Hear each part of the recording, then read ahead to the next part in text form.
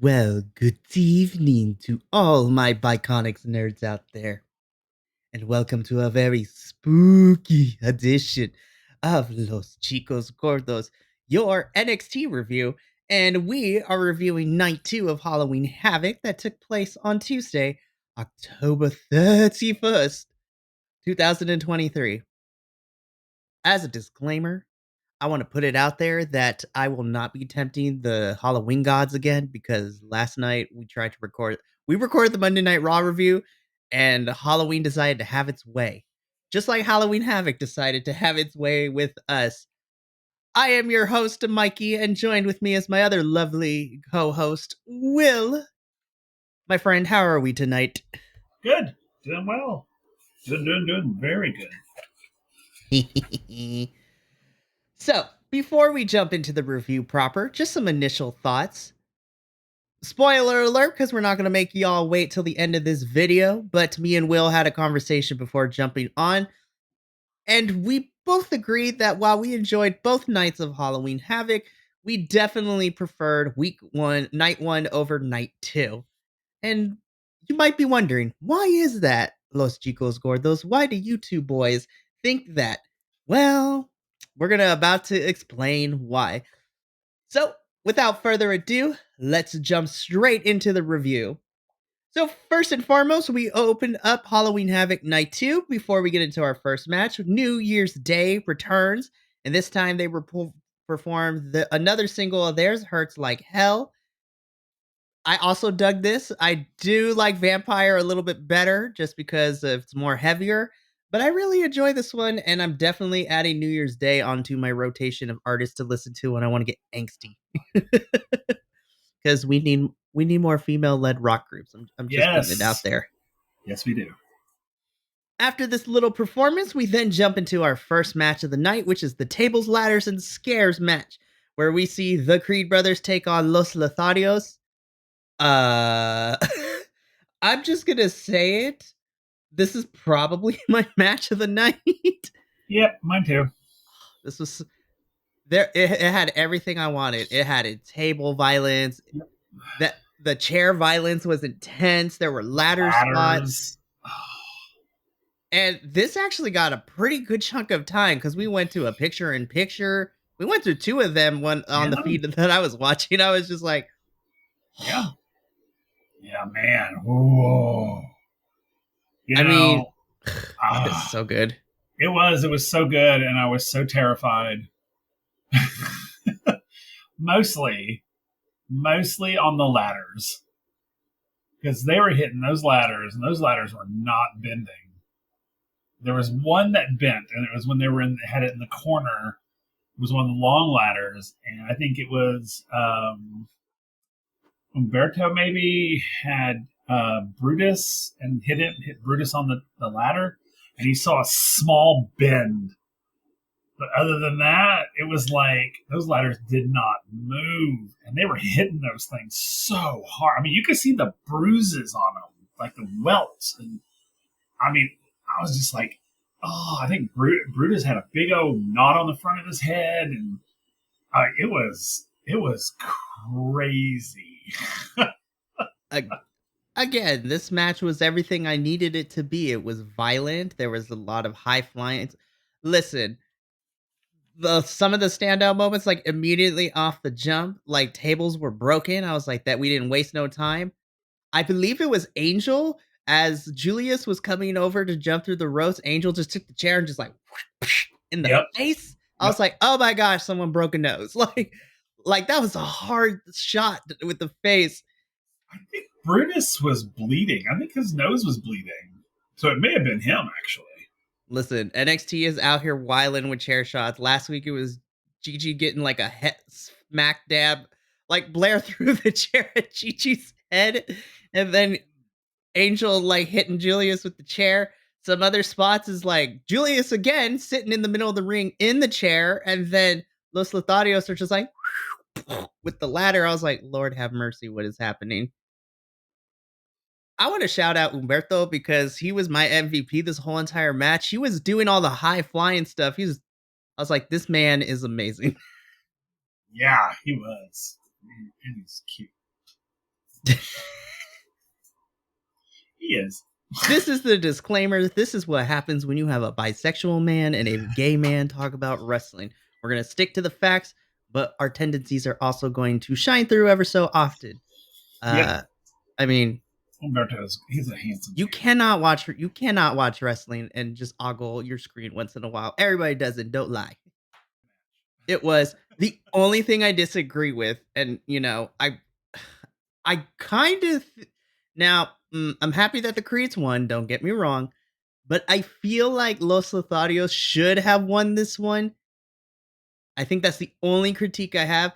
Now, obviously, you want to continue to build the Creeds because they're continuing to be a dominant force in the tag division and in NXT. But I feel that their big win on main roster on Monday over Alpha Academy, because they were on Monday Night Raw, and also they were a part of my match of the night last on Monday.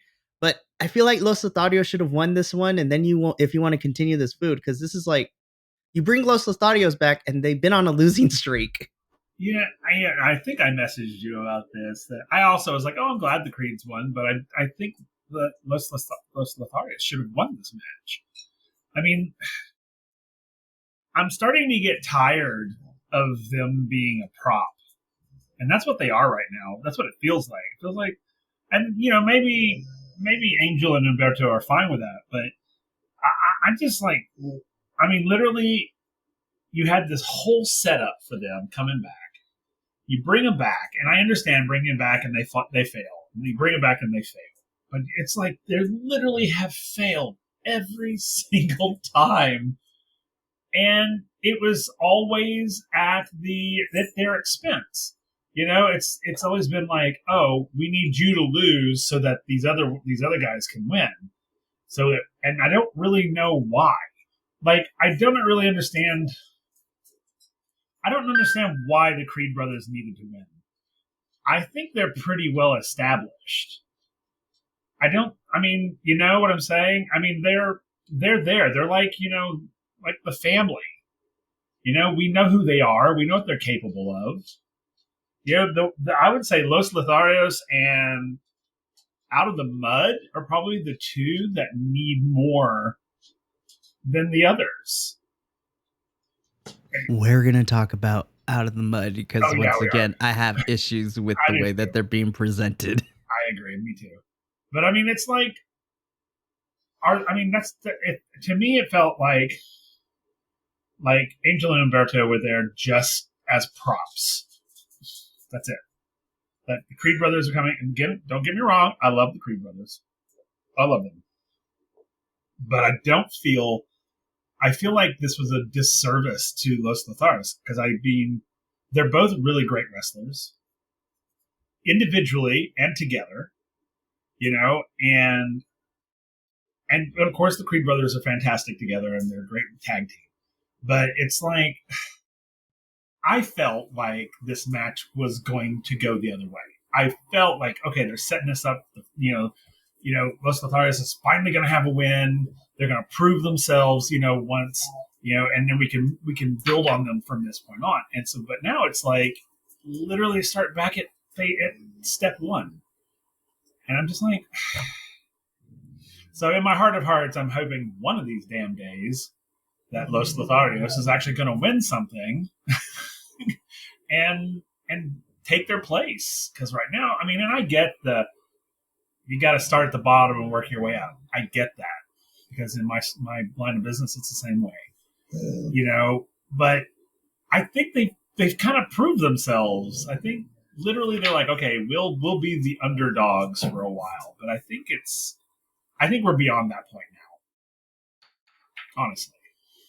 So, yes, I love this whole match. It was my match of the night, but I hated the fact that Los Lotharios did not win this match. I'm okay with the Creed brothers winning it, but I think Los Lotharios should have won it. I mean, yeah. Again, I thought this was a really excellent match. Both teams showed out. The only critique I really have is I wish Los Lotharios won, but through and through, this was a great match. Which is kind of telling because this was our match of the night. Because then I don't want to say it was rough because I honestly think it wasn't as bad. It wasn't as bad as I thought it was by the end of it. I was just like, I don't know how I feel about this. And by the end, I was like, well, it was a pretty decent show. But there are a lot of misplaced things I feel like didn't either things that I feel like everything could have stayed. It's just that I had questions as to why. And then also, I feel like if you shuffled some of the things around, I think it would have made more sense. So, really quickly, after the match backstage, we see Shotzi and Scarlett, doing their Ouija board stuff, talking about there's a disturbance with the ghosts in the air and what message you have. And as they're, doing the Ouija board, then we see two other hands join them. And I was like, what is this? And as the Ouija board gets pulled towards yes, the camera pans up and we see Shotzi and Scarlett are joined by our two lovely witches, Alba Fire and Isla Dawn. I am happy to see them back on my television screen. I miss them. I love them. They're amazing. And basically, this backstage segment just served for the purpose that Shotzi and Scarlett are tagging out for Alba and Isla. And I'm just like, listen, I had to pause my television because I was not ready. Because those four women, I was like, please be a spooky faction. I would love nothing more than that. I was like, all four of you can step on me and curse me all you want. Oh, I forgot. I got to shout out Shotzi and Scarlett because even before the New Year's Day performance, they were riding around being big pimping in the Ghostbusters mobile. That's right. Yeah, I was just like, I was like, NXT got this monies. I was like, yes, so good. But our host for night two, I say host, but they're more like causing chaos backstage, which I'm kind of here for. I'm loving it. I love it. Alba and Isla are so great. They're just causing mischief backstage. And I'm like, I'm kind of here for this. Oh, yeah. So we cut to commercial. And when we come back, we see that Joe Gacy has embraced the bull lifestyle, apparently, with his big ass nose ring and his septum. I felt uncomfortable. I was just like, so we're going from cult leader to just a straight up psychopath. I was like, this is Jeffrey Dahmer. Let me take some pictures. I was like, what is happening here? I didn't get this transformation at all. Like at all. Like, is this, I don't know what's going, I mean, so is the schism done? I mean, or are they going into like full on cult status now? I mean, it's like, I didn't understand this. This was one of my moments where I'm just like, what's happening right here? Because I don't understand. Again, I don't know where it's coming from. Because I was sitting there going, well, did I miss something before? That's what I thought. I was just like, I love Joe Gacy as the wrestler. Like, I know him outside of NXT, and I think when he wrestles, he's awesome. But these character choices have not been working with him since he's been with NXT. And like, I kind of was okay with the schism, but that didn't really go anywhere. And so now, I think my biggest issue is that between the breakup of the schism from like a couple weeks ago to now this new reemergence of a new character, I'm like, I need to know what happened in between those couple of weeks. Like, we just jumped straight into be like, I'm gonna get you. I was just like, all crazy. I was like, what? I mean, like, because the last thing I remember was him and what's her name? Ava. Ava, thank you. I was thinking Eva. I was like, that's not right. Ava, remember they were outside talking about trees and the tree and the roots. Was dying. And then we heard and nothing. They broke up. And then we heard nothing. And then all of a sudden here we have this. And I was like, what? I did not get this from the last thing we saw. I didn't get this journey was beginning. It's just like, the funny thing is this is starting to give me Crazy Steve vibes. There can only be one. I know. That's what I was saying. I was like, are we copying somebody? Because that's what I'm kind of getting. I mean, the look, I mean, everything.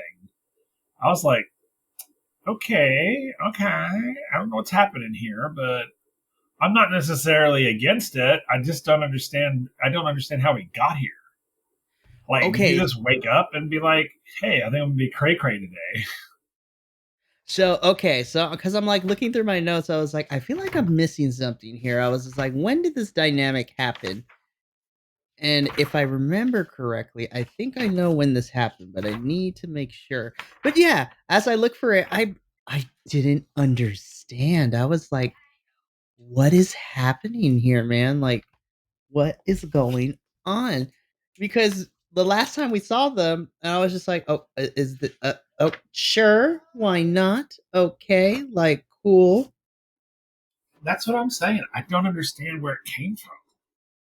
I was just like, what? Okay, I knew I had something. Okay, Okay, did you find something? I had to go in my old notebook.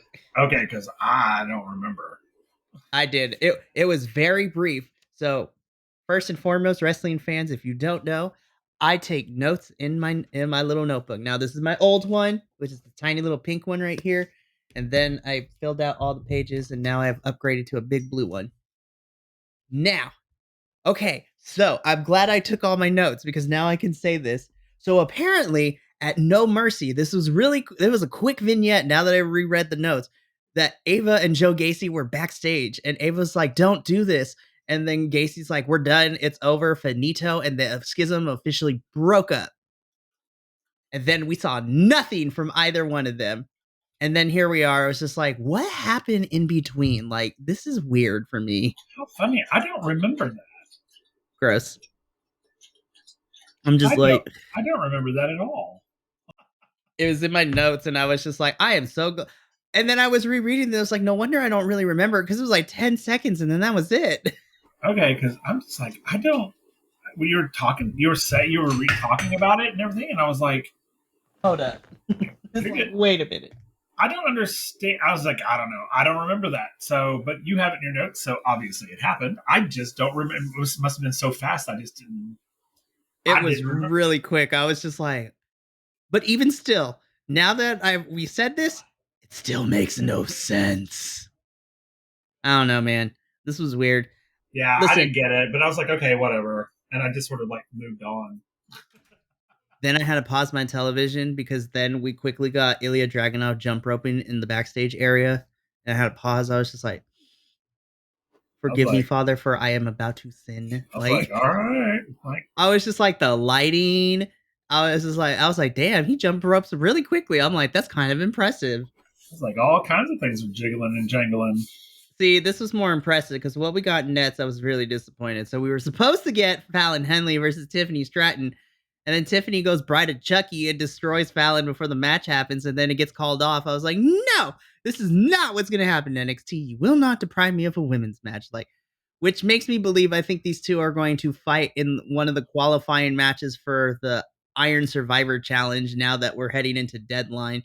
I'm like, you robbed me of a women's match. Yeah, I know. I was like, man. I was mad. I was looking forward to it, too. I was so excited. I'm like, I'm gonna cry. I was like, damn it, Tiffany. I was like, Tiffany, we talked about this. You cannot destroy your enemies. Do it in the ring, baby. Do it in the ring. I was sad. I was too, but I was like, it didn't happen. For what came next.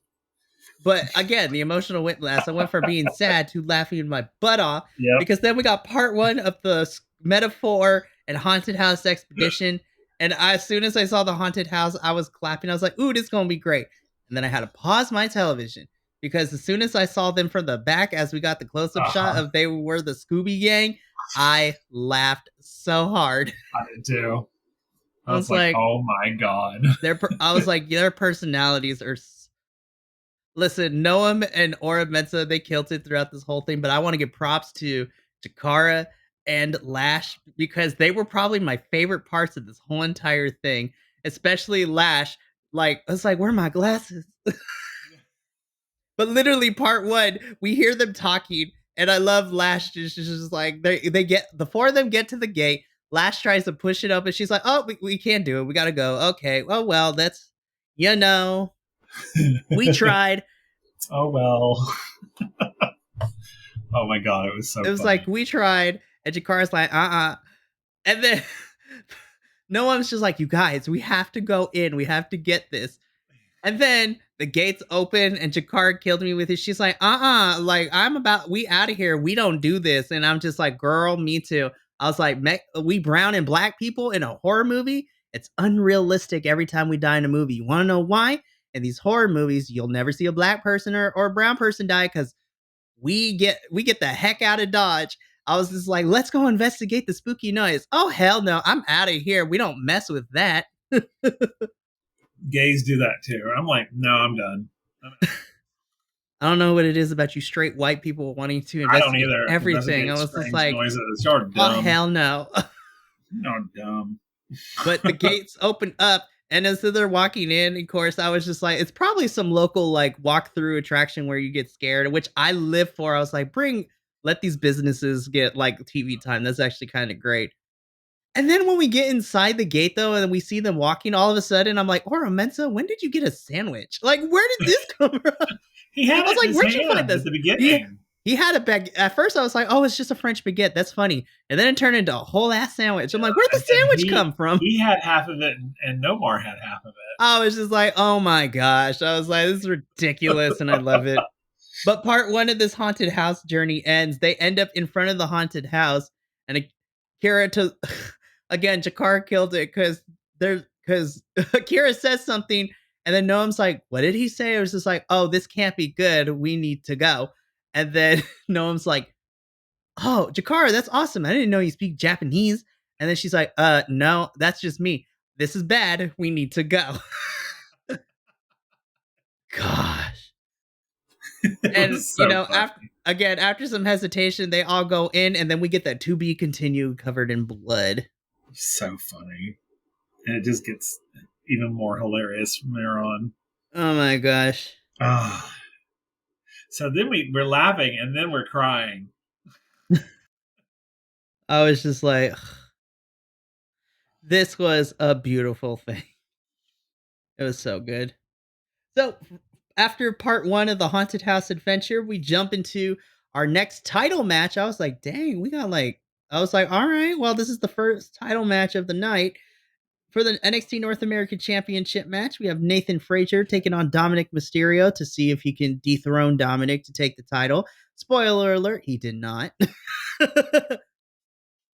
Which I figured he wasn't going to. No, but I will say maybe I wanted a little bit more from this because the first 2 minutes were fantastic. The last 4 minutes of the match were cool, but then everything in between was kind of weird. And not to say that Dominic and Nathan were bad, but I was just like, something's not connecting with me here. Yep. Oh yeah, it was. And like I said earlier, this match, I don't think this match was necessary. Not that it was a bad one, because it wasn't. It was decent. I just don't think it was necessary. I mean, like you had mentioned it, neither of these men got anything out of it. I mean, truly. Nathan didn't get the title, and Dom basically defeated Nathan Frazier for no reason. I mean, truly. Because even he didn't get anything out of it. Yeah, and that's something we were talking about before we started too, as we were going through everything. Like looking at from a reviewer standpoint, like the match itself wasn't bad. I ended up liking it, but I think because the build to this was okay. Yeah, it was. It was pretty. I was just like, the 2 weeks we got towards this build was fun. Like Nathan Frazier, like literally being like, no refs here, and then like literally like Molly whopped Dominic 2 weeks ago. And then we get confirmation last week that this would be a title match, which I got excited for. But then watching the actual match from beginning to end, I was just like, this kind of sucks because this is neither one of them got anything. This was just a filler feud. And I don't think it lived up to the hype. I know both of them can do more. I don't know. I mean, Nathan was, he was showing his athleticism. He was showing his abilities. He was showing it, but that's what it felt like. It felt like a show. Like, let me show you what I can do from both sides. Even Dom was like, here, let me show you what I can. It was very like let me show you all my technical stuff. And it wasn't like because like you said, yeah, for the last couple of weeks, we've been building to the, Nathan like jumping in, chasing him out into the into the ring, and then just constant. Then his little newscasts, and he's just constantly calling him out. And I was like, yes, this is going to be so good. And it was. Then we got this. I mean, it was okay. I mean, like I said, it was nothing I got all, moist about. I mean, until the end. I mean, listen, we'll get to that. Yeah, but the fight itself wasn't bad though. No, and the only thing I'll really say about this is the fact that I hate like one-time matches because this ultimately this served the purpose because now that Halloween Havoc is over and what happens at the end, now the hope is now we're building towards the deadline. So I'm excited. So let's just talk about it. So Nathan loses, Dominic wins, and camera guy, I'm very disappointed in you here because you missed the shot. Because as the camera is looking, at Nathan and is looking around, all of a sudden the crowd is going buck wild. And then I was like, what's going on? What's going on? And then we get like the last glimpse of Wesley kicking Dominic. And I was like, oh my God. First of all, I was like, oh my gosh, my boy is back. I was like, Wes, I had missed you. I'm so happy. And then I was like, cameraman, you messed this up. How dare you? But Wes was playing no games because he proceeds to kick Dominic, beat him up, and then that double stomp to the back was like, oh my gosh. And so then Rhea pulls Dominic out, leaving the title in the ring. Wes looks at the title, picks it up, looks at it, and holds it up in front of Dominic. So it's like, there's our deadline feud. Dominic versus Wes is probably where we're going for the pay-per-view in December. I could have sworn that Dominic's like, that isn't yours. That isn't yours. Which in hindsight, and I had 24 hours to sit on this because at first I was just like, I don't know how I feel about Wes going after the NXT North American Championship again. I was like, I was hoping that he was ready to move on. But then I thought about it. I was like, technically, Wes never got back at Dominic because Rhea hitting him with her title and cheating is the only reason he lost that title to begin with. So it would make sense for Wes to get back at Dominic, which I'm like, cool. But then that kind of throws a wrench into it. And, because I was just like, well, Trick kind of had credence and he also has a reason to get back at Dominic. But Trick seems to be involved right now of who jumped him. So I don't know if Trick is moving out of the NXT North American Championship picture scene or if he's going to be floating around while this storyline of who jumped him is simultaneously going on. It muddies the waters a little bit, but we'll just have to see where the next couple weeks goes. But our boy Wes is back, man. I'm so excited. So excited. I was like, yay. I think he was gone for the good enough amount of time because it made me miss him. And I didn't forget him completely, but I was like, okay, so these are the people we got right now. And then I was like, oh, snaps. And now he's back. Yay. Can't wait for him to cut a promo next week, hopefully. Yep. I was like, where were you? You left me where hanging. Have you been? And did Mrs. Wesley get you back here? Because if she did, she deserves everything. Exactly.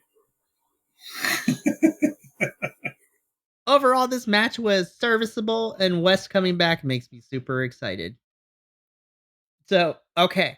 So, let's talk about things like getting super exciting in the sense that, so, backstage, it's Chase U, but first it's Andre Chase and JC.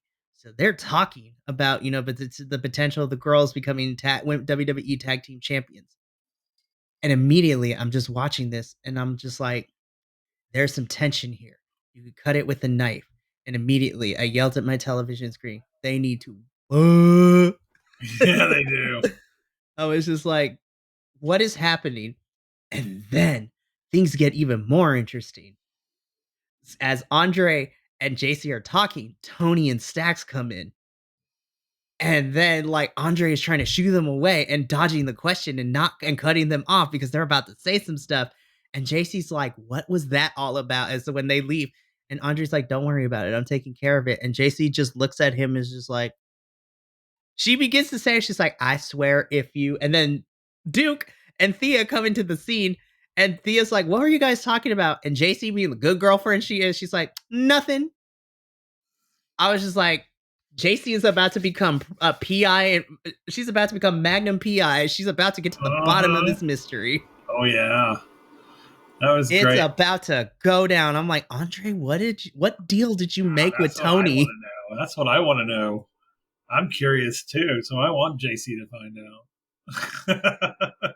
And then to add to the shenanigans, after all four of them leave with some dysfunction going on, in the background we see Isla and Alba just creeping from behind, and they're just like, things are about to get chaotic. And and they're talking about JC and Thea are about to find out that those tag titles might be a little cursed. I was just like, Gold is cursed. I love that they're playing on the witches and that they curse these WWE Women Tag Team Championships because stuff always happens. I love me some shenanigans. Speaking of shenanigans, we get part two of we get part two of the haunted house. I have to say I'm really proud of Metaphor because they started off strong because they did the best thing you can do in a horror movie. You stay together. You don't split up. Because when you split up is when things go horribly wrong. And then they split up because they were scared by all the monsters. I was like, they were kind of forced to split up. I was like, all right, well, it's crazy. It's fine. It is what it is. So as soon as they ended up getting split up, then we get to follow Chikara and Oro and Lash through this whole thing. I think the most terrifying one in a weird way was Chikara Jackson. I was like, ooh, that closet maze that she was going through is very claustrophobic. And Oh yeah, it that was. is horror movie central. I was just like, you have all these monsters hiding in the clothes, and then they're reaching out to you, and then she gets kidnapped and pulled into the rack. I was like, oh, that's a horrifying scene. NXT, good job. I'm like, good job. That was horrifying. And then Oro Mensa was like slapped a dude with a sandwich. Oh yeah, and then Takawa was there too. And they fought in the And, hallway yeah, there. And Kazama was there, and then they start fighting, and he knocks Oro out, and then we just see him it getting was dragged funny. across the ground. I did think it was funny with he's like, you can't touch me, and he hits him with the sandwich, and he's like, yeah, you can't touch me, and he turns around and he's like, Takawa, and he kept walking. He went, Takawa. It's like, ah! And then they fought, and he gets knocked to the ground, and then Oro gets dragged off. Yep. And God, then it was Lash so Legend really killed this scene because she walks in and she's like, where are my glasses? And she's like, I found the trophy. Like, unzips it. It's just a regular never trophy. mind. Never mind. And then she pulls off the other one, and it's the monster. Now, her acting skills here were great for a Scream Queen because, like, she's actually that cookie sheet. She grabs the cookie sheet. It's like, She like whoops that guy's butt. I was just like, Lash, you are my hero. I love you. And then the pure nomination for Screen Queen because, like, she gets grabbed from behind and dragged through a door. And what I appreciate is just the little touches. Like, she's like flailing, like she's about to get kidnapped. She's like, no, no. And then she grabs the edge of the Yeah, door. the door, And and you like see the her. like, I was like, Lash, horror movie acting 101 for me. Yeah, well done. Like, Snaps. everybody did a great job in this one. It was so fun. And then we get a to be continued because I'm like, and then there was one. Uh-huh. And we'll get to Noam later in the show. Speaking of them, there was one. Uh, so next up, okay. So the match itself was nothing special. So Mr. Stone versus Braun Breaker. I was mad. I was just like, they actually gave Mr. Stone the first like couple of seconds. I was just like, ooh, yes. Listen, Robert Stone can wrestle. I don't know why we got to make him look like a chump, but it is what it is. So this match went the way I expected. Mr. Stone dodging Braun, like getting like one or two moves in, and then Braun decides to go full dog on him, like pulls him by the tank top. I was like, that visual though was kind of fun. Just him like dragging him by the tank top, suspended in the mid-air as he was dragging him. I need a I need a tank top like that. I was like, how is it not It falling was apart? sturdy. I know. I was like, wow. Listen, as Los Chicos Gordos, me and you are two resident fat boys. I was just like, give me that because I then need a strong tank top. I need a strong tank top because we got cushion for the pushing, man. Lord have mercy. And then Braun was just destroyed him and got the victory. And then what happened afterwards was like everything that you could have wanted in a fan fiction novel. Because Braun takes Mr. Stone, puts him on the steps, and I thought we were about to see Manslaughter Part 2. And then all of a sudden, our unintelligible barbarian, 5 head looking ass Von Wagner comes out for the save and tries to do the same thing to Braun that Braun did to him, but Braun escapes. I will give points to Braun for acting because he looked terrified in this whole situation. I was like, yep. I was like, this is what happens when you push a person too far. I was just like, though the fighting afterwards, I was like, y'all, security. I was just like, Vaughn, you need better. We need to work on your fight choreography because you were like, your punches were not believable. Not at all. It was weird. I mean, it wasn't like Mikey said. The Stone Breaker fight was completely a non-issue because I think it was meant to be. And Vaughn comes in, and you're right with that really bad rap on his head, like he got a lobotomy or something. And then the fighting between him and Braun was just so like staged. I hate to say it that way because but it was just so staged. It was like, okay, he's going to try to hit him with the thing. He's going to try to do this, that,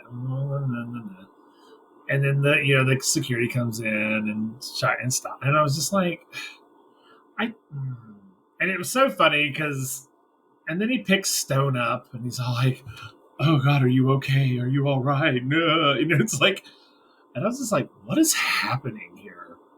Like, this is like some gay wrestling fan fiction. All he needed to be, he should have like had his shirt off and all sweaty and pick Stone up like, like a damsel and like his hair kind of flowing and with the bandage on, and carried Stone off, which is what it felt like. And I was just like, I mean, this guys out there, listen. I mean, this is a little even too gay for me. I mean, it's gay. This is so gay, and I'm not saying that in a derogatory sense, but this is like homosexual. This is like, if no one else can see this, you are blind. Because even in the hospital, when we had the hospital scenes, it was like, like, I love you. This. Oh gosh, don't you? You're my friend. Wait, I'm your friend. And I was like, are they going to start making out?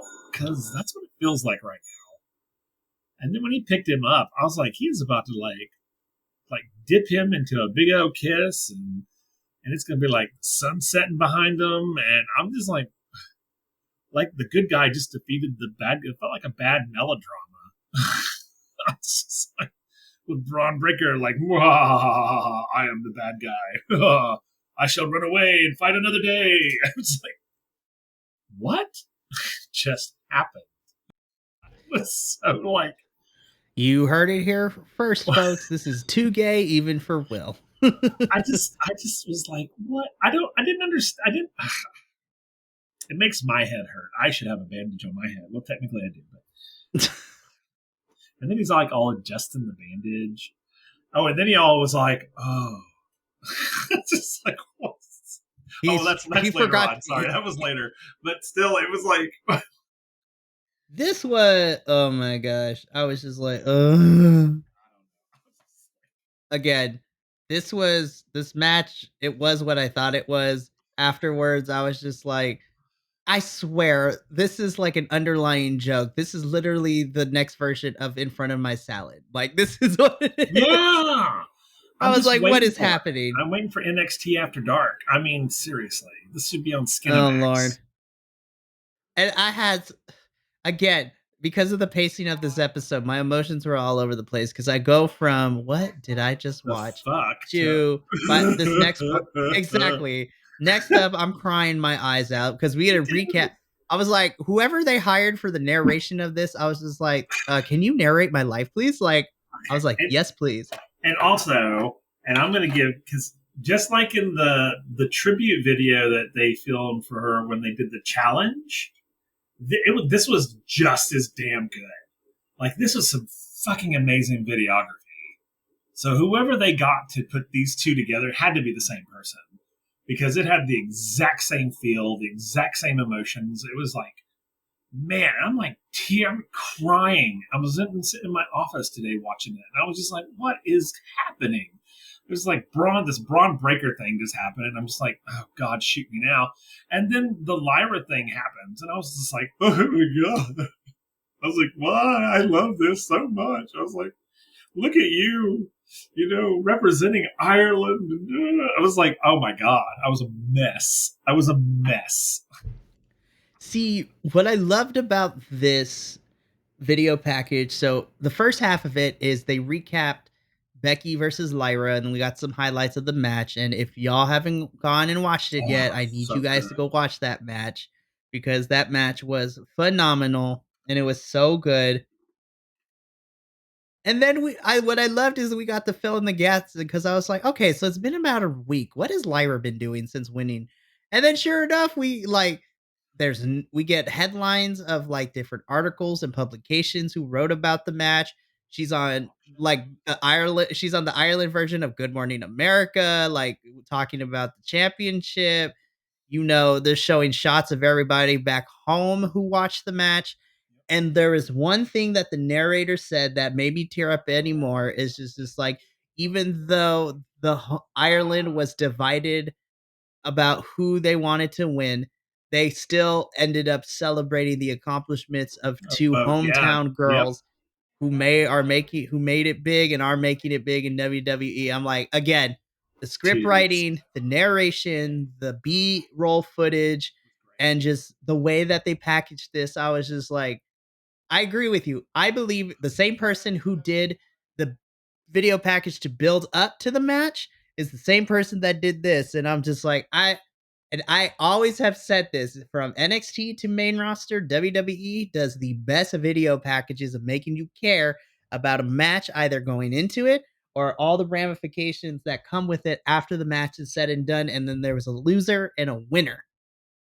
And I was just like, this is a beautiful package. I'm crying. I'm like, And they were like, basically, it's like both women won, even though one got the title. They both won, and I was like, oh ooh. my God. Listen, okay. I'm crying, and then like, okay, I'm gonna spill some tea real quick. So I know this is the NXT review, but this is kind of in conjunction with what we're talking about, because on Monday Night Raw, Becky did a promo, when she talked about, her NXT title reign. And I was like, Becky Lynch is like firing on all cylinders, and she's literally taking pop shots at everybody, because she said, I had the NXT championship for 42 days. I've had 9 title defenses. Yes, I lost the title, but I've had more title defenses in those 42 days than Roman Reigns, our undisputed champion, who hasn't, and Rhea Ripley, our world heavyweight women's champion. I've had more title defenses than they've defended their titles all year. I'm like, I was Shots like, fired. damn. Shots fired. I was like, shots fired. And I was like, damn straight. Listen, I love Rhea and I like Roman, but she's speaking absolute fast. In 42 days, she defended that title 9 times, and that is more. And that is more defenses than your main men's champion and your and your world heavyweight women's champion. They haven't defended that title. Rhea, I think, has only defended it like 3 times since winning it. And then Roman hasn't defended his title pretty much all year. I was like, Becky Lynch Go is out Becky. here fighting chicks and Right. dudes, and I'm here for it. Yeah. I loved in the video package when they were showing the after the fight with them backstage, and Becky comes up to her and hugs her, and she's like, and it's this they're both like emotional, and it was like, and then they're showing all the people back in Ireland watching the match, and Oh just my gosh. Okay. it was so I good. think my favorite part of that whole video package was when they were in the backstage area. I was like, this was not televised. I was like, this was not on TV last week. No, nothing. And I was just like, I feel like the cameras were just rolling. They were doing stuff. And then I was just like, oh my God, the We caught it. genuineness Yeah, of this. it was so good. It was so good. I love it. And then I was like, oh my gosh, this was great.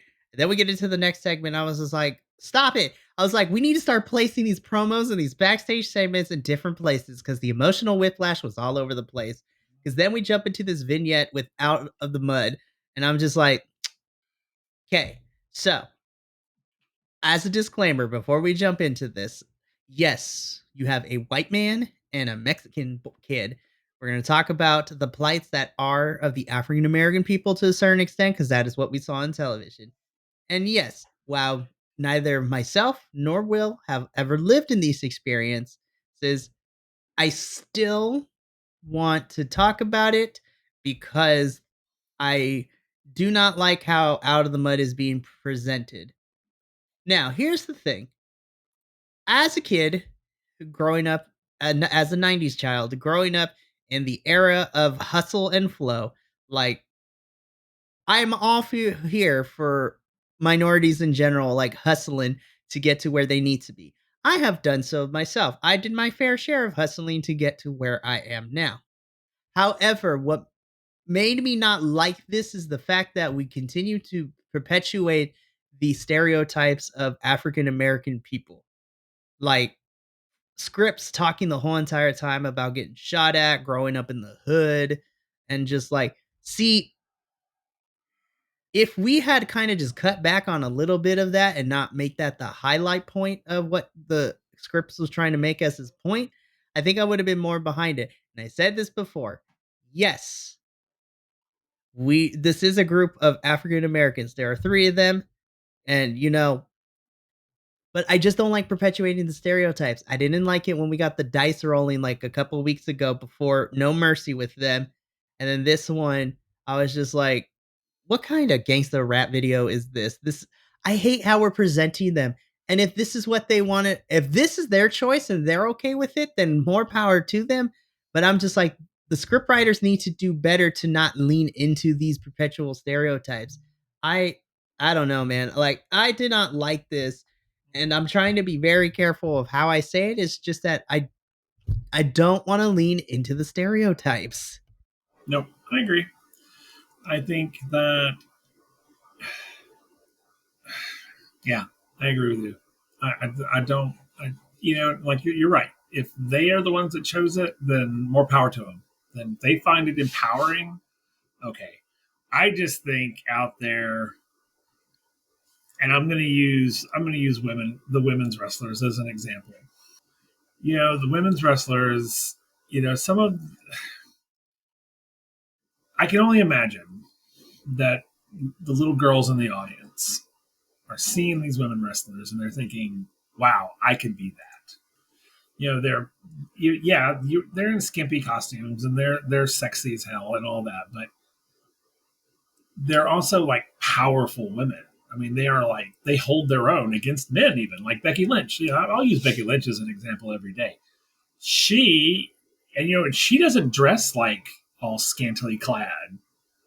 For the most part, she's pretty conservative in her wrestling gear, and I'm like I strive to be like her because it's such a positive role model, and I think anybody could. And then we look at Out of the Mud, and I'm just like all I see is the perpetuating of a stereotype of onto impressionable children who watch wrestling, and children do watch wrestling. And I'm just like, and I think to myself, is this the image that you want these kids to emulate? Because I think that you can be proud of where you're from and how you, and the neighborhood you came from without perpetuating that. Because to me, that just seems like you want kids to be gangsters, and I'm like, and again, you can see the lack of melanin in my skin, but it's to me, I mean, is that what you want? Is that what you want? Is that what you want these young people to take from this? Because, and I know that most people do, they create wrestling characters for adults. I get that because the majority of people who watch wrestling are adults. But if you scan the audience you will see children at a wrestling event. You like kids, and they're into it too. It's not like, oh, I was dragged here by my parents. They're into it. And it's like, is that what I mean? I don't know. I just is that what you want these kids to take from you? Because as an adult, that's what I'm taking from you. And I'm pretty sure kids, for the most part, they see the silhouette and they think, oh, I need to be that. They're not looking deep into what you think, and whatever your deep process for these characters are. I don't. Kids don't see that. They see the shell. They see the outside. They're not thinking on the cognitive level of, ooh, what's the meaning behind all this? They sit there and they see with the gold teeth and the dreads and the sort of gangster look, and like you're about to, like, rob a bank.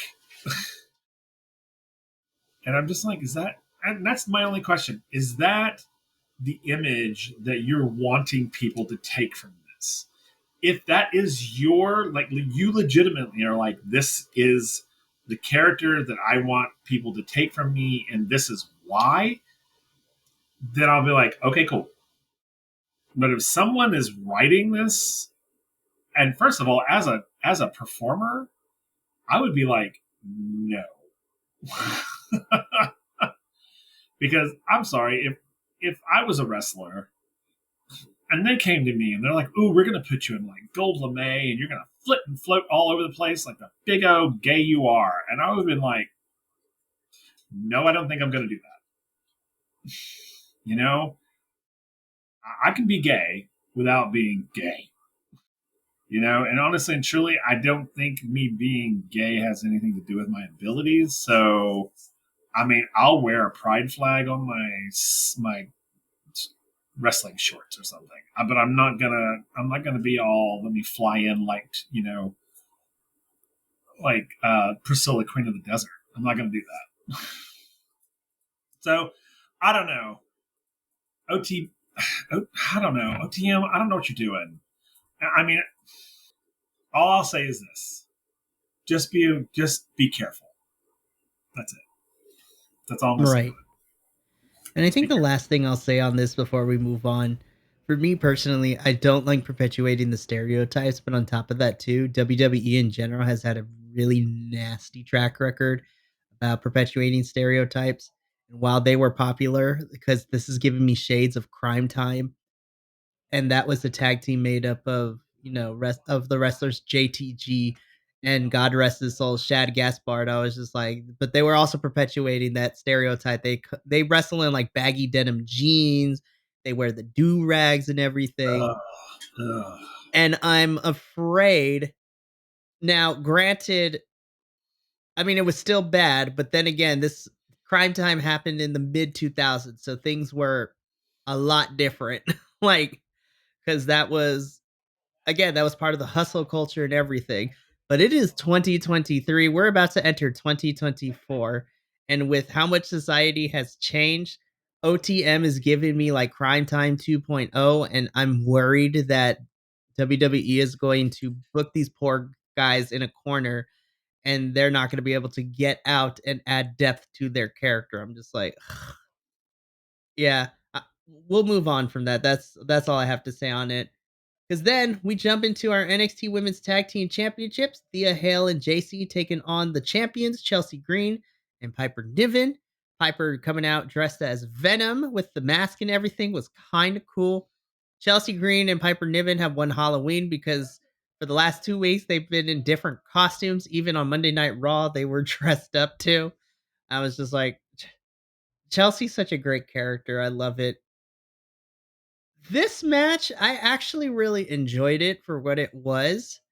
Uh, the star of the show for me is Piper Niven because Homegirl threw JC and Thea all over the ring, and she's also very quick too. I was just like, this is the Piper I missed from NXT UK.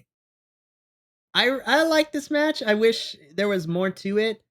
obviously Piper stole the show from me, but the important thing is that JC goes to Andre and demands for him to give her the belt so she can use it to knock them out. Andre says no, and because of that little disagreement, that's what ultimately ends up having Piper and Chelsea get the win and to retain their championships. And JC was pissed. I was just Oh like, yeah. ooh. I was just like, hell hath no fury like a woman scorned out of her tag team championships. Oh yeah. Oh yeah. This was, yeah, that was a moment, man. Let me tell you. I was like, ooh, something's about to happen between Andrew Chase and JC. So I was just like, oh shit. But let me tell you, the thing I love about this match out there, you naysayers out there, is that no anyone ever come to me and say thick girls can't wrestle. Because let me tell you what just happened. Miss Thang, she was eating it up out there. I was like, hell yeah, girl. You show them. You show these naysaying bitches that thick girls can do it just as well as anybody else. So anyway, that's my thank you for coming to my TED Talk. The thick with multiple C girls. Piper, me and Will as thick boys ourselves, we love you. You're great. You're talented. And this match was fun. So next we jump backstage where we get an interview with Lexis King. And my immediate first thought was fire the set designer. Fire the set designer. As I was like, who did this room? I was just like, oh my. See, the promo itself served its purpose because we set up like this is the character we're going for. I think Lexus needs to get more comfortable with being kind of this douchey rocker character. Cause like when he was trying to talk, the interviewer in disdain for a little bit, I read on his face, he's like, I was like, oh, you sweet child, you respect women and I'm here for it. But if you're going to be this, like, if you're going to get, excuse the French, but if you're going to be this Axl Rose, like rocker douchebag, like Brett Michaels kind of thing, you need to lean into it a little bit more. So what he said was fine. The set designer needs to be fired. Like this was horrible. Like the chair was fine, but I was like, whoever hung these bandanas and the records, the way that they did needs to be fired immediately. Yep. You know, that, I like Lexis King. I do. However, fight. I was getting lecherous vibes on this whole thing. I was getting like womanizer, and it wasn't necessarily what he was saying, but it was how he was saying it that I was like, ooh. And I mean, she was even like, yeah, I'm not staying here with you. I was like, yeah, girl, get out of there while you can. Like, you got your mace on you, right? Run for the hills. Because I'm scared he's gonna lock you up in his basement. That's what it felt like. I was literally getting like creeper vibes from him. Again, I was like, what is this? I was like, are we going to turn into a let me just take some pictures moments? I was like, what is happening? I was like Jeffrey Dahmer 2.0. I'm like, It was so weird. I was just like, at first I was like, okay, there he is, sitting in his chair. That's cool. And then he started talking, and I was just like, this is giving me very creeper vibes. I don't know how I feel about this. I was like, girl, you need to run. You need to run quick. And you know what? You perfectly described why I had such an issue with this. It's because I want him to lean into more of the douchebag side of these rocker characters and not the someone's about to catch a charge side. I was just like, sir, do we I was like, I'm pretty sure at NXT everybody has to go through the mandated reporter and like workplace the training about sexual harassment and everything. I need him to lean in more into the douchebag rockery. I don't need you to lean into the somebody's about to get arrested and we're about to see a mugshot. Yeah, exactly. That's my whole thing. I'm like, this was going in a direction that I was not comfortable with. I was just like, did anybody check his background? Did anyone do a background check on him? Like, who Because hired him? yeah, because did he go through HR? Because I don't think he did. I was like, Listen, NXT, if you need an HR department, me and Will are here. Shoot, if they actually hired us, I was just like, I am content. I'm moving. Well, but me and you, well, we would need to talk about it. But me and you are gonna move to the performance center. And we're moving to Florida, and we're go. Listen, if I get to talk with all the people down there, I was just like, I am living the dream. But yeah, I'm kind of done with Lexus for now. I want to move on because I was just like, it made me uncomfortable. yeah, Okay, NXT, we gotta talk because I was upset that you did not give this match more time because this had the potential to be amazing. it Listen, did. you already jilted me of Tiffany and Fallon, and then you only gave me 8 minutes for your NXT Women's Breakout Tournament final. We had Kelani Jordan taking on Lola Vice. Kelani Jordan dressing up as an Egyptian goddess. I was like, yes, ma'am. And then Lola being the fiery, spicy Latina that she is. So I was just like, you go, girl. You dance to the ring. Ugh. I was mad that this was an 8 minute match because I felt like it was good from beginning to end. And then, again, Lola's kicks, man, as her finisher. I'm like, oh, somebody's about to be concussed. Like, that looked like it hurt. Kalani went down. Yeah, those kicks, man, they echoed. They just resonated. I was like, I felt that in my chest. I mean, so did Kalani, but I felt it in my chest. I was like, holy goodness. Ugh, my goodness. Yeah, this went And really fast. yeah, and you know what? I am not mad that Lola won this match. Nope, Because we neither. talked about it last week. I was like, I feel like Kalani's gonna win, but honestly, I feel like either way would be fine with me. But Lola would be very fun to watch. And sure enough, Miss Lola Vice is the winner of the the women's breakout tournament, and she has earned an NXT Women's Championship contract at any given time. I'm just like, oh my god, this is gonna be so good. Uh-huh. I think so. I'm so excited. Oof, Lola versus Lyra is like great on paper for me. Oh yeah. Oh my good, who has the better roundhouse kick? Yes. Oh my god, that's great. I love that already. Because I mean Lyra does a roundhouse, Lola does Yep, a roundhouse. I was like, ooh, it's gonna be a kick fest, and I'm kind of here for I'm it. here for it. I'm always here for it. I'm kind of sad that Kehlani lost, but I'm happy that Lola won. So I'm hoping to see Kehlani earn a spot in the women's Iron Survivor challenges because we do have those qualifying matches coming up. And I would love to see Kehlani make her way into that pay per view match, which I would be here for.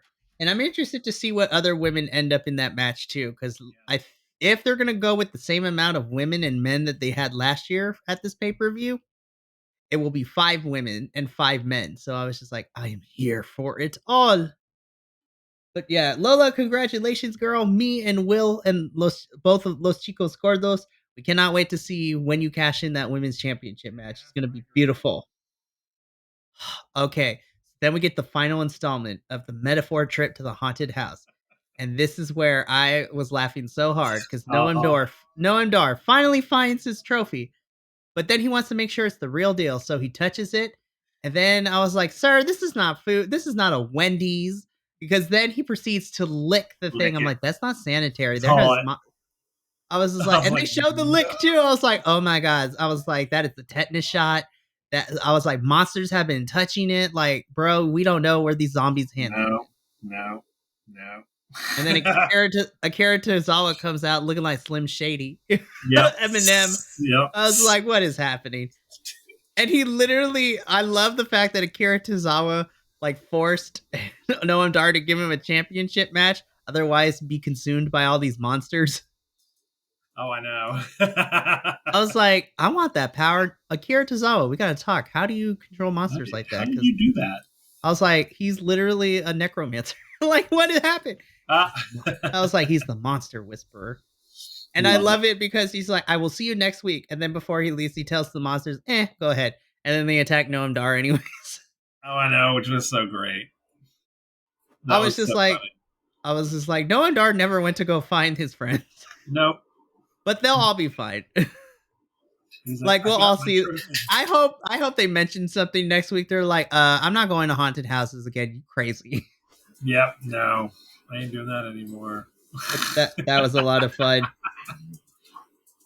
That But was. it sets up Noam Dar versus Akira Tozawa in a Heritage Cup match next week, so I'm excited.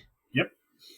So we cut backstage and we see Alba Fire and Isla Dawn. They wrap up their shenanigan duties of night 2 of Halloween Havoc by causing mischief. And then we get into my biggest problem with this whole fan fiction story of Mr. Stone and Von Wagner. Oh, Oh I my know. goodness. Oh, Will, this one was rough to watch because Von It Wagner's line, was. the delivery of his lines was not It good. was bad. It was It so was, bad. oh my gosh, it was so bad. It's like he hurt you and I want to hurt him. I'm like, sir, I know your face is giving me unintelligible barbarian, but I need you to like practice in the mirror once in a while because these wooden delivery lines are not helping. And sir, we need to do something with the mouth because I was like, you keep having your mouth open as you're listening to Mr. Stone talk. I was like, you better be careful because flies are about to get in there. Yeah, oh, I serious. I mean, it was like, you know, Von Good, Breaker Bad.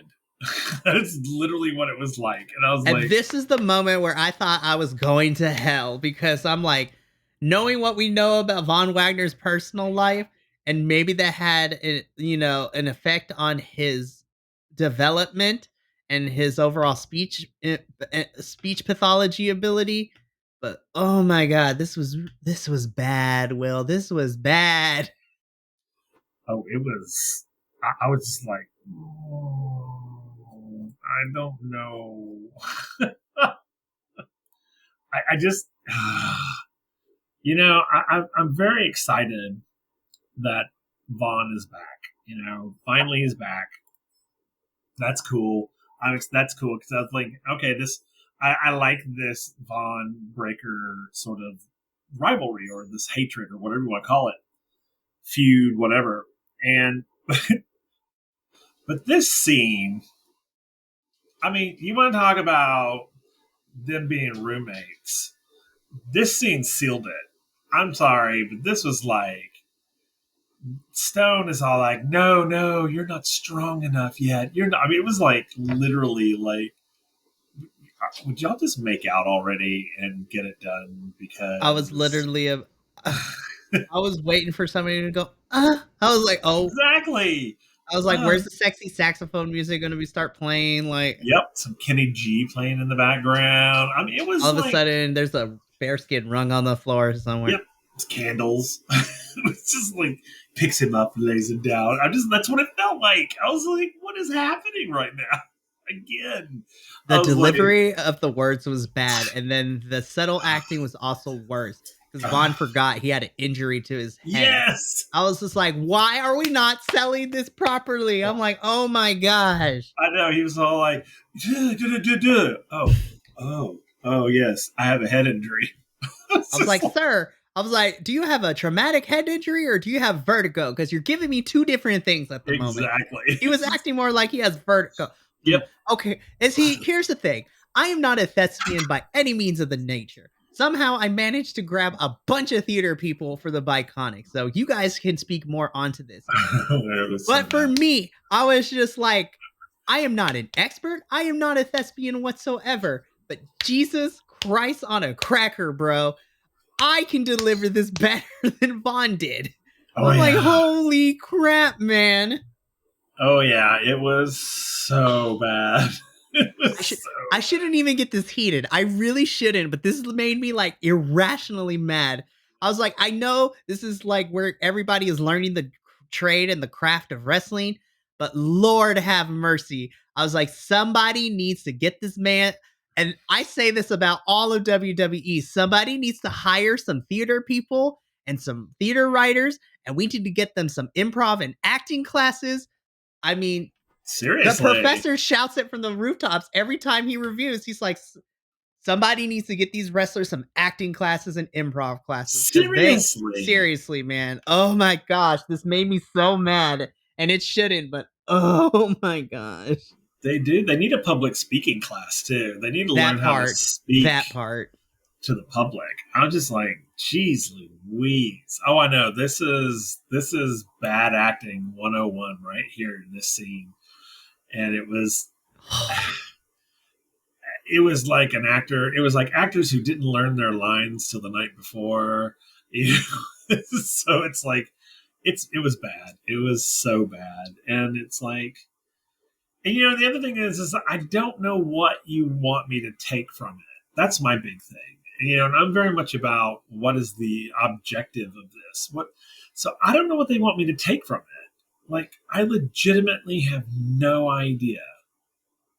Because right now I'm getting big old gay vibes off of it. And I don't think that's necessarily what they want me to take from it. I think they legitimately want me to take Stone legitimately cares for Vaughn like, as a friend and doesn't want to see him get hurt. See, but the But problem is when you make Von Wagner's catchphrase that somebody's about to get somebody's tabled. about to get tabled. It's I like, was just like, somebody. I was Mr. like, Stone obviously is that. about to get tabled. I was like, NXT either doesn't have enough like LGBTQIA plus people writing for this, or they also don't have any young people to check Yeah, out Urban Dictionary either. yeah. I'm just like, or maybe they do, and it's And that, intentional. but I was just like, oh my god, I don't know, man. I was just, I don't know either. I don't know where I, it's going. I don't know where it's going. This segment was like the most mad I have ever been at NXT in like months. I We're moving on because if I talk about this more, I can talk about this for a whole hour, but we don't got time for that. So this does jump into our bumpers for next week, where the oh, okay. So I want to run this back real quick. One thing I forgot about the out the mud segment, they called out the brawling brutes. I'm like, but that part got like that was like 2 seconds of their whole entire promo. I was just like, hold up. I'm looking at my notes. I was like, hold the phone. I was like, so we're getting out the mud versus brawling brutes. Okay, sure, fine, whatever. Okay, now back to our regular scheduled program. So next week, we get confirmation that we're going to have a Global Heritage Cup match, Noam Dar versus Akira Tozawa. We also get word that Vaughn versus Breaker is next week as well. And then we start to have our qualifying matches for the Iron Survivor Challenge match at Deadline for both the men and the women, which is going to have me excited. Then we jump into our main event for the NXT Championship. Carmelo Hayes with his Justice for Trick shirt versus the Mad Czar, the Dragon himself, Ilya Dragunov. Listen, I love every time Ilya comes in with the context, man. It's like it makes his character great, it makes him look more intense, and I'm slightly turned on. I was just like staring to my soul. Okay. I was like, yes, daddy. Please. What? I know. Sorry. What did I say that out loud? Yes, my Czar. Yeah, I know exactly. I will So pop I you. obviously, yeah, I knew going into this match we weren't going to get like a long match. It wasn't going to be like a banger because this is a television match. Though they did have some amazing spots. That DDT that Carmelo hit to Ilya on Yeah, the on the apron, apron. and Ilya sold that thing beautifully. Mm-hmm. Like literally, he was like stalling for like 2 seconds and then flopped over. I was like, someone Yep. check that man. Yep. Yep. That was so good. And then, of course, the other spot that made me scream was when Ilya did his like headbutt Moscow torpedo launch from the railing onto the announcer table. I was like, oh my gosh, the table broke. Yep. I was this. You know, I I didn't dislike this match at all. Okay, I really liked it because I figured that it was gonna be. I figured the two of them were gonna be coming into this match like crazed because Carmelo's been talking his shit for weeks now, and Dragonov is just like, all right, bring it on. And so they did, and I thought, for the most part, I thought the match was pretty good. I don't think it was as good as it could have been. And I think the reason it wasn't as good as I was hoping it was going to be is because I think it was a setup match. And so they were like, "Oh, well, you're right. We don't want to do all of our cool shit right now because we want to save that for like a pay-per-view or something." So I felt like, okay, this match is okay. I'm enjoying it. I think it was one of the better matches of the night out of all the other ones beyond the tag team. But it wasn't what I was hoping it would be. I was hoping that it was literally going to be Ilya destroying him, just humiliating him, to finally get him to shut up. And that's not what we got. I mean, we got a lot of sort of half fighting. I mean, don't get me wrong, there were some really good moves and some great moments, but it was like, I don't think Ilya was hitting as hard as he normally does. I really don't. I think they were putting on a show. And I think because of what happens towards the end. I really do. And I agree. So I don't know. I just, like I said, I didn't hate the match. It just wasn't what I was hoping it would be. No, and I think that's the bummer with this too. Like, I think it was a fine match.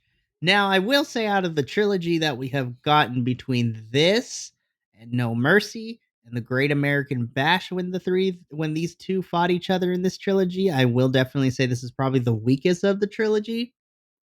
I still think, while I love their match at No Mercy, I still think the Great American Bash match is probably the best of the three that they've had.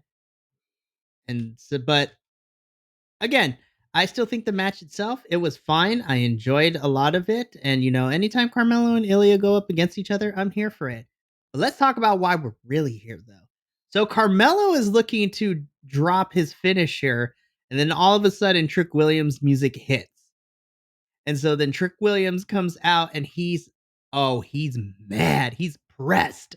He looks like he's about to kill somebody. And I was just like, "Oh, Trick Williams, my baby is back. I love you." Yeah. With not a scratch on him.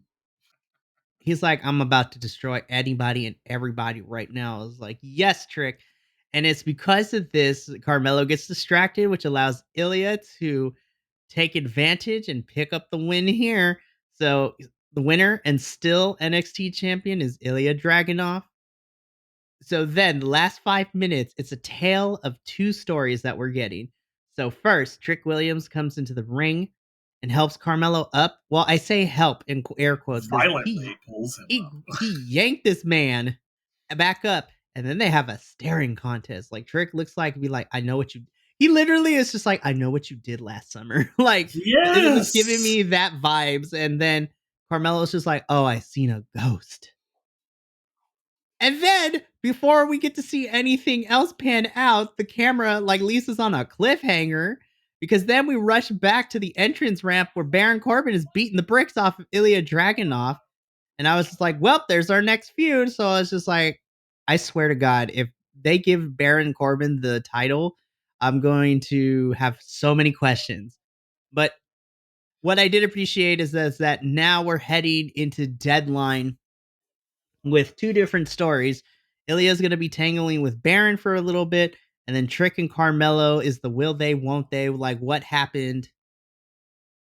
I was just like, I need to see where we go with this, because are we going to throw Wes into the mix? Because is Trick going to come back for the North American Championship?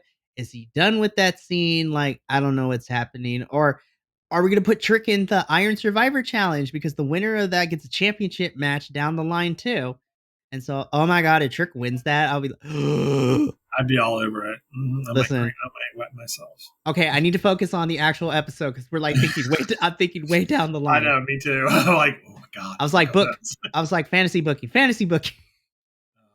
But again, so Will, it seems that we got we're getting two different stories leading into Deadline. Trick and Mellow Gang are about to do some investigating, and Ilya is going to be tangling with Baron. So I'm gonna let you decide what you want to talk about first. What I want to talk about first is I'm sick and tired of Baron Corbin. I'm done. Ilya needs to destroy this man and get him to shut the fuck up. This man needs to be knocked down so many fucking notches that he is literally starting from the bottom and working his way up again. I'm done. I'm so done with it. I've probably been done with Baron Corbin for a while now because I'm so sick of hearing him open his mouth. And first of all, again, elocution lessons. You need to take a fucking public speaking class. And then then the jump happens backstage and literally, oh, what's happening backstage? They go back there. The minute I see him, I'm like, oh, fuck. I literally was just a shut off. I was like, okay, I'm done. So if Ilya Dragunov loses to Baron Corbin, I'm done. Because that doesn't even make any fucking sense. I mean, truly. I mean, I could see him taking a championship off of like Carmelo Hayes, but I cannot see him taking a championship off of Ilya Dragunov. I can't. There's no amount of storytelling in the world that will sell that to me. And I'm so done with it. I'm so done with this. They've drawn this storyline out so long that it needs to end. And it needs to end with Ilya basically destroying him, I think. And let him go lick his wounds and go bitch and moan to somebody else about something else. Because I am so done with it. I'm so done. And it's like the whole, when we were, and I'm going to talk about another wrestling podcast, but when we were talking about the whole, was it Macklin and. Yep. Over on Impact. No, it wasn't. It was Corbin and Breaker.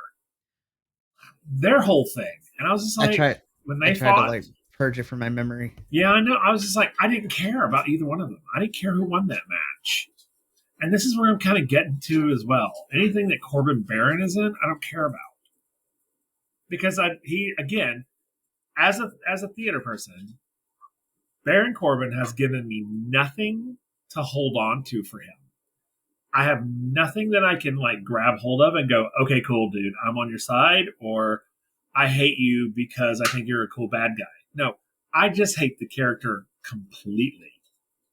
Not because I think he's a great bad guy or that he's given me something to dislike about the character. I literally think the character is stupid. Bad choices, my man. Bad choices. Or weak choices, I'll say. Because I always tell my students that there are no bad choices. There are strong choices and there are weak choices. Everything he's doing with this character is super weak. Super weak. And I'm done with it. I'm so done watching this night after night after night after night. Put him down, please. Teach him something, like how to speak. So, anyway, that's me. I need to get you and the Professor John together because he also has issues with Baron Corbin. Like, I am definitely going to find a way to get he needs an acting class. Oh my gosh, absolutely. He needs to learn how to embody a character because he does not know how to do that. Like, come on, I'll give you some lessons. Dear God. For free. I can give them for free. Like, you're going to pay me, but... That's very fair. I was like, we ain't doing this for free. I was like, I am trying to make some money out here. Yeah, you're not kidding. I got to live, too. I got to buy groceries. Be like, I got to eat. So, yeah, that's my whole thing. I don't care enough about the character to care. And, the man himself, this is not a diss against the man. The character that he's built, or really hasn't built a character at all, it's just sort of a shell, is super weak. It's like, do you want to be the ultimate bad guy? Then be the ultimate bad guy. Not whatever the hell this is. And have a reason for it. I just want that character to find a reason to be who he wants to be. That's all. Find it. Because the douchebag, I don't give a shit about what anyone says about me trope has left the building. It is so done. I'm so done with it. If I have to hear him go, "Oh, is it this?" Well, I don't care about that. I'm like, you got to care about something so I can care about you, dude. that's the thing. Even villains, true villains, care about something so that I can care about it as a viewer. So he hasn't given me that yet. I don't know what the hell it is, and yeah, he needs acting lessons and a public speaking class. Uh, So anyway, that's my TED talk. Thank you. Thank you for coming to my TED Talk. Alrighty. Well, that brings us to the end of another NXT review. So let's give our final ratings. So I'm gonna give night 2 of Halloween Havoc. I'm gonna give it a set. I'm gonna give it a 7 out of 10. Again, I feel like everything was service. Actually, no, I take that back. I'm gonna give this like a 6.5 out of 10. Because then I remembered Von Wagner. I'm like, okay, that deducted a lot. This is petty of me, but that deducted a lot of points because that when they came back, because the in the ring stuff was fine. It was okay. I was like, all right, if that was all we got, it would have been higher. But no, we got that backstage part. And Vaughn, I love you as a person, but oh my god, that was I need a shower after that. Like, that was bad. It made me cry, and I'm not a theater person. I was like, "Oh my god, this is really bad, you guys." Like, holy crap. So I give this a 6.5. Coupled with my disdain for Von Wagner, I think the pacing and the order everything occurred in throughout the show was very questionable, and it was all over the place. And when you have my match of the night be the first thing in the whole show, lest we forget, ugh. And, we said this before, but for me and Will, night 1 was the best night of Yeah, the 2. yeah. Not just from the matches we got, but everything flowed properly, like, the order of everything was great. I feel like 2 different people did the 2 different nights of Halloween Havoc. Like, this was okay, but I give this a 6.5 out of 10. I'm giving this a 5 out of 10 because I just even though overall it was not necessarily bad, it just didn't make any sense at times. There was unclear. I didn't understand a lot of the backstage stuff. I don't. I think a lot of it was in the wrong place. Like the programming of it was wrong. Like that opening match should have been in the middle somewhere. Truly, they should have opened. Well, we didn't get it, but it would have been great to open with like the Tiffany Fallon fight, or even the breakout fight would have been great to open it with because that was a pretty decent fight. But I just couldn't get behind it as a whole. So I gave it a 5 because yeah.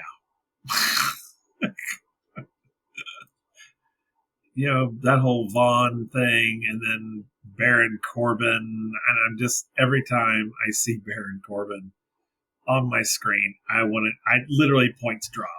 I mean, Oh my every gosh. single time. I can't. Nope, I just can't. Baron Corbin is, yeah, I just can't do it. At least Yeah. now, but you know what? The funny thing is real quick before we go in. I'm sorry, but the whole like Braun, like his whole thing now. I'm like, okay, I can get behind you now. I see what you're doing. I see what you're doing, but I still don't know what the hell Baron Corbin's doing. I just don't know. And I don't know what he wants us as an audience. I don't know what he wants us to take from his character because right now I'm not taking anything. I literally am just like, can we not ever use him again? Because I'd be okay with that. Oh my Sorry goodness. there, Baron, but it's true. So But that's me. 5 out of 10. And we both agreed night one was the better of the two. Absolutely. And the opening match was, I believe, both of our match of the night. Yep, agreed. Because everything else was fine. So, with that, Will, this ends another rendition of Los Chicos Gordos. On top of that, we now put Halloween Havoc to rest because now we make our way and we're beginning our journey to Deadline in December, which is NXT's last pay per view of the year. And so, yeah, and it seems that we got a couple of stories heading into Deadline. We have the qualifying matches for both the men and women's Iron Survivor match. It seems that Tiffany and Fallon are not going to be over quite yet because of what happened. And it seems that Wes and Dominic are going to reignite their feud, which I'm excited for. And then Ilya is going to be dealing with Baron, and then Carmelo and Trick are about to either play Scooby Doo together, or it's about to go down. They're either gonna fight or fuck.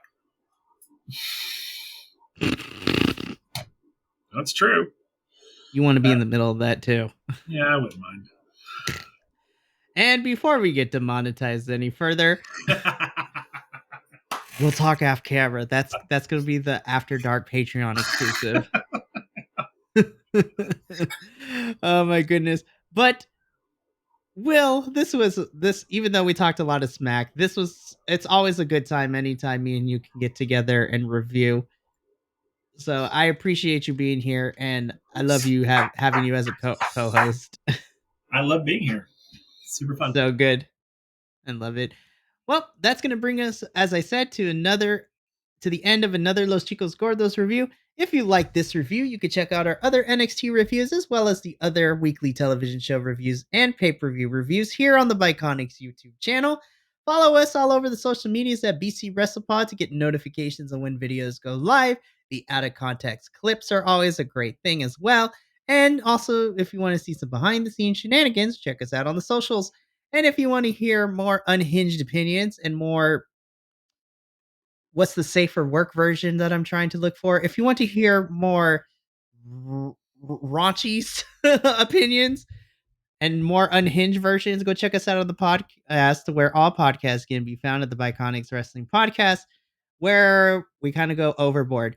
Listen, this next episode that I have planned for next week, we may or may not get in trouble because we're about to fight, because I have an idea, but I haven't told my co-host yet, but I think this is going to be great. Listen, I love starting drama. I'm an instigator, so I'm trying to start drama. It's going to be great, and I can't wait. But from myself and from Will and all the rest of the Biconics boys, remember, take care of yourself, love one another, and as always, stay Biconic, you beautiful bastards. But until then, we'll see you later. Ta-ta for now.